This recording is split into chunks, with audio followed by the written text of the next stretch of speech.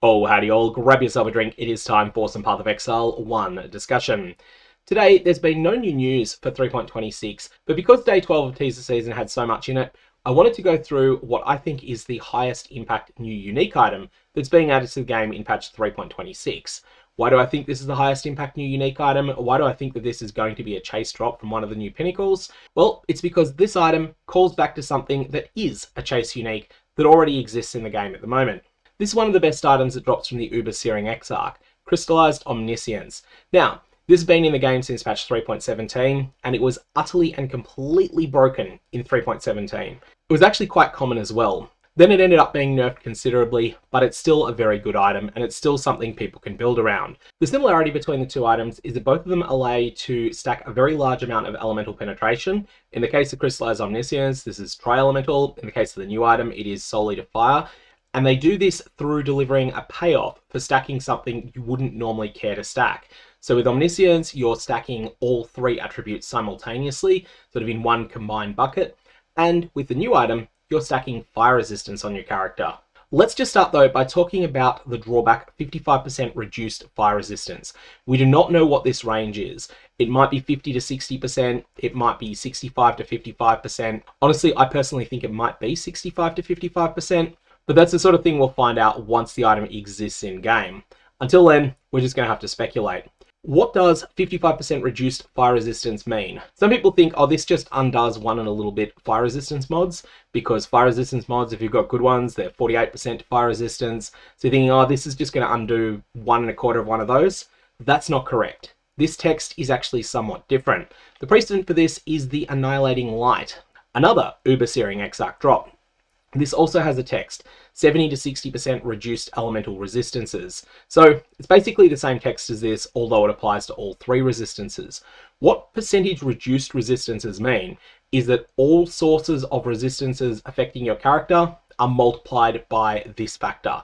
So Enmity's Embrace is going to decrease the effect of any fire resistance modifier on your character down to 45% of what it would normally be. If you've got a ring that says plus 40% to fire resistance, it's instead going to give you plus 18% to fire resistance. This also modifies the Katava's curses that you get stuck with after you complete Acts 5 and 10. So that's the minus 30 to fire resistance. Those are also going to be reduced as well. But overall, this is still a severe drawback. Now we have the positive text on the item. Damage penetrates fire resistance equal to your overcapped fire resistance.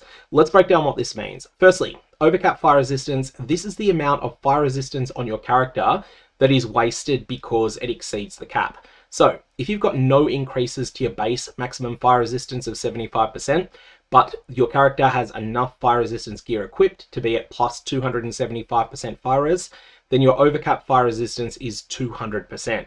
In that case, your damage would be penetrating 200% fire resistance, which would be an extraordinary amount.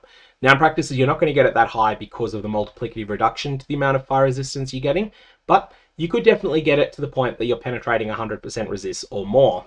The other thing that's very important to note here is that elemental penetration only works on instant application damage, i.e. hit damage. It does not work on damage over time, whether that be from an ignite, or whether it be something like Righteous Fire, Searing Bond, or Scorching Ray that just deals damage over time without being an ailment. None of these are going to gain anything from Enmity's Embrace. They're going to get all the drawbacks and none of the benefits. Also, Enmity's Embrace is going to deal some backlash damage to you whenever you use a skill. So what that means is you're going to be wanting to use this in conjunction with something that is relatively slow hitting. You don't want to be using this alongside skills that you're spamming 10 times a second, and you probably don't want to use it on a character that is triggering 1,000,001 different skills. So keep this one out of your ward loop builds unless you know exactly what you're doing there. So all that sounds terrible, doesn't it? Why would you ever use this? Well, it's because that upside is just so big. Imagine you're fighting the Maven. The Maven has 50% fire resistance. If you can penetrate 80% fire resistance, then this is a 160% more multiplier to the amount of damage you're doing against the Maven. Note that in practice, it's not quite as good as that against bosses because chances are you're doing other things that nerf their resistances.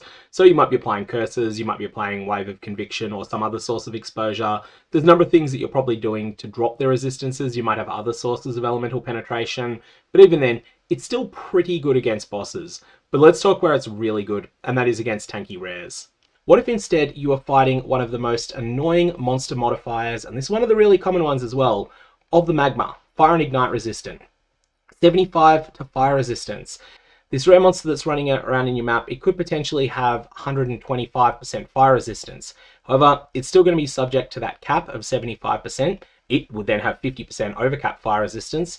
And then you're going to be getting your enormous amount of elemental penetration on top of this. Ultimately, I think Enmity's Embrace is going to be extremely powerful, but finding the very best use case for it might be tough. If you want to theorycraft around this, my advice is to theorycraft something that is on the Chieftain Ascendancy, so that all of the fire resistance you're stacking for Enmity's Embrace can also do other things for you.